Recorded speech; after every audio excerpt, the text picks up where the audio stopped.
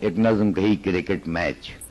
اس میں شاعرات فیلڈنگ کر رہی ہیں اور شاعر بیٹنگ کر رہے ہیں، لیکن اس نظم کے پس منظر آج کے مشاعرے ہیں جہاں شاعرات زیادہ پسند کی جاتی ہیں اور شاعر اوٹ کیے جاتے ہیں۔ ملاحظہ فرمائیں کہ بیزار ہو گئے تھے جو شاعر حیات سے، ارے کرکٹ کا میچ کھیل لیا شاعرات سے،